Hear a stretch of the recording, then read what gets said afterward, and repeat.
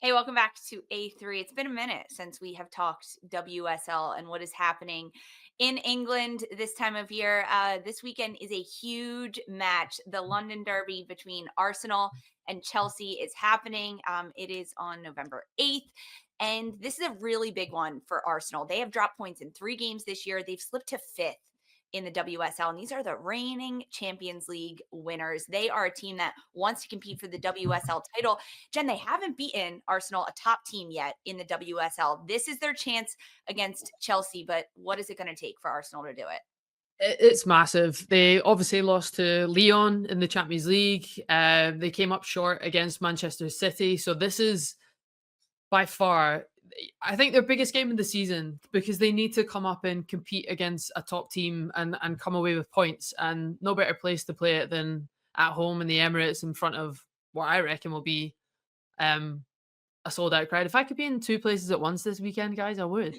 One would be there and one would be in CBS Studios. But no, this is huge for them. They have a massive run of games as well. They have Chelsea, Bayern Munich Champions League, and then North London Derby against Tottenham. And I think the biggest thing for Arsenal was coming back from the international break. They made a lot of rotations in the league, but came away with a strong 4-1 win. I think it was Blackstenius scoring a couple and being a standout. So they've had a few niggles. You know, we might not necessarily see their strongest team at the weekend, which but I still think regardless who's on the pitch, they have to be the team. It's similar to Kansas City. Everyone's looking as to who can beat Chelsea, who can stop that unbeaten run, get 3 points. If they can do it, I think this could be the turning point in their league because they are.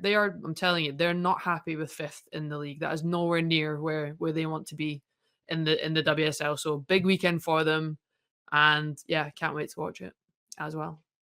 I'm looking at this match. I think this is such a tempo setter for Arsenal going forward because they have fallen short. I'm sure, Jen, you can speak from their own expectations, but all of ours from last season. Like, I would have thought coming into this is the team to beat. This is who is going to knock Chelsea off of their throne. Here we go.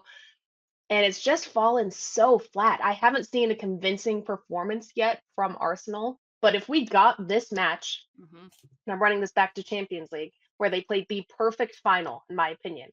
If Mm. they could do something like that again, they still have that edge. Maybe all of the parts aren't coming together perfectly right now, but they can do it as a team. This would reset everything going forward. It would be just the perfect moment for them to do this. But I'm not gonna lie, I'm going with Chelsea. I think Chelsea's gonna win. Sorry, Jen. I mean, but I don't blame you. Chelsea have been nothing short of incredible with what they've done already. Still breaking records. I love listening to Sonia Bonpastor and the kind Yeah. of Mhm. level-headed um she always is when she speaks about her players and the quality. I think Ellie Carpenter is one of the best outside backs in the world right now. I think She is she Agreed. playing is. tremendously for She's Chelsea. just Such a good job. constantly in that high speed zone. I don't know where she is. It's She up and doesn't get down. tired. Ability of crosses. I always say people who put crosses in the box that aren't just throwing it in there, they're picking players out. Um, and then I think you have to look at a player like Sam Kerr, who's okay, been out for a long time, but is still not getting that starting place because Aggie Beaver Jones is absolutely crushing it and stepping up and showing a level of maturity, not just for Chelsea, but for England as well, having and a brilliant international break and kind of almost pushing um Alessia Russo for the number nine. So stacked. We talk of stacked rosters. Chelsea is one of them. They have, just so many players. Baltimore on the wide area, wherever she plays, is such a threat. Mhm. So it's like, listen, Arsenal's my team, always will be, but it's going to be a huge, huge test to beat Chelsea. But can it be a turning point? Absolutely. I'm still going to Yeah. back them. 2-1 It at would home. Come on. one at home for Arsenal. It Yeah. would mean a lot if they could take down this Chelsea team, but it would also take a lot to do that. Plus, they have Champions League coming up. I mean, it's not an easy feat by any means, especially when you look at, like you mentioned, how deep Chelsea is. And I think when we think of the depth of Chelsea, we talk about some of the superstars that play, but Aggie Beaver Jones has made herself such a valuable asset that Chelsea uses this year. And she has made herself unable to be taken off the pitch, and Ern already done such a good job. So if this happens, if this could be Chelsea's first loss of the season, Jen, Mhm. on the pitch, is there one area where it could be won or lost for Chelsea? Won or lost for Chelsea? Yeah, like if this is Yeah. a game that Yeah. Arsenal could take them down, where would the weak point be? Chelsea love to throw outside backs forward, whether it's Lucy Bronze, Ellie Carpenter. For me, as soon as you do that, whether it's a brilliant for Chelsea, it's been so effective, but it leaves space, right? And I think whether they play in a back three or a back four will be so key because players who are on the pitch already or who come into it, I think Beth Mead's now the record assist holder for WSL because whether she starts, whether she comes into it, she's so clever at spotting that space that is left by outside backs to play in balls for Stina Blackstenius, whether she starts or comes into it.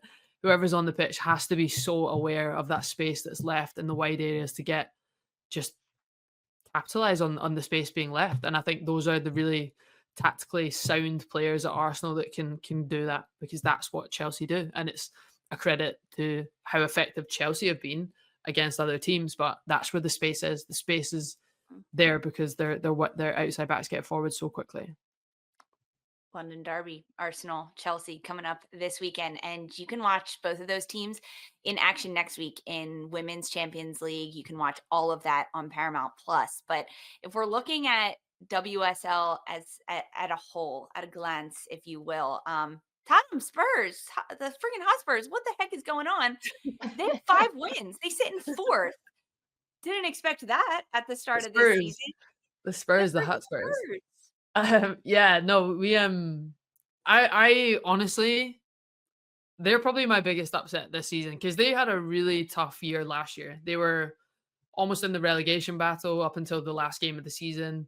So I had them struggling coming into this year, but what the manager has done with them, like they're actually such a joy to watch. They play really good football, great patterns of play, and they've been solid against the teams around them in the ladder, which is what you have to do to make those jumps.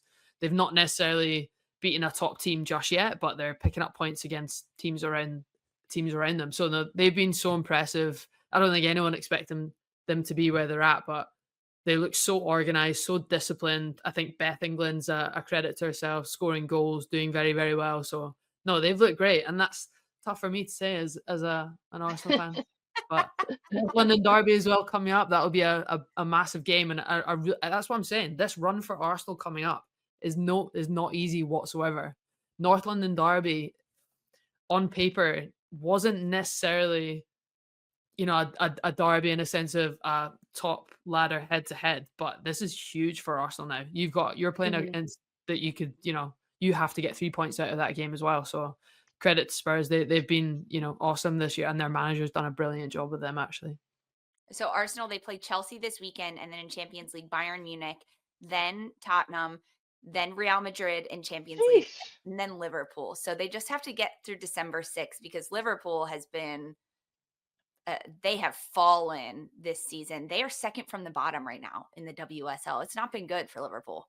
Liverpool's been tough, but for me, I look at them as well. And as a club, if you were selling your captain, Taylor Hines, selling Olivia Smith, your standout all season, whenever anyone spoke about Liverpool last year, it was, but Olivia Smith, get Olivia Smith on the ball. She can create something, and she absolutely bossed it against Arsenal. And then what do Arsenal do? Buy her. So I think for Liverpool, losing 2 players like that, and then Gareth Taylor, old Manchester City manager, has come in and taken over and tried to do things that I think he has openly admitted publicly doesn't necessarily have the players, or it's going to take a little bit more time to implement. But they got so much money for Olivia Smith. I think everyone's waiting for the January window to kind of look at that and see who they'll sign because they need to bolster their squad. That's where it's at. What position does Liverpool need the most? Where should they go? Forwards for me. I think when you're losing Taylor Hines, who played anywhere on the left hand side, whether it's fullback or wide forward, but Olivia Smith was always such a threat that could hurt teams. They haven't looked good defensively, but I feel like that's because the players that they haven't performed to their level. I still think Gemma Bonner is a top centre back. Mm. Other Scottish internationalists in the team that, I just haven't been playing to their potential. So for me, where they need to fill is to fill the boots that they've let go to other clubs. Yeah, that makes sense. It's a big one coming up. I'm going to give some love to London City Lionesses, ladies. I was gonna say it too. My ride or dies. I'll give it to you, D. They're 6th in the WSL. Better than expected or not? James Miller wants to know from you, D. Is this what you expected? I still want them to do better. They started off the season horribly, all over the place, but they're finding their footing. This team just needed time to gel. It's a bunch of veterans, it's a bunch of stars. It's going to happen. They're going to be much more difficult to beat. They're going to be much better defensively coming up. But yeah, y'all, 6th place. This isn't bad. There's a little run for London City Lionesses coming up too, because they take on Spurs, then Villa, then Brighton, then Leicester. Like, they have a chance to stay at the top, pick up a really good momentum in these next couple of matches, make sure they stay at the top contending. If they can break into that top 4, like, that's crazy. We're getting like way more competitive top of the table WSL than I think we anticipated coming into this season.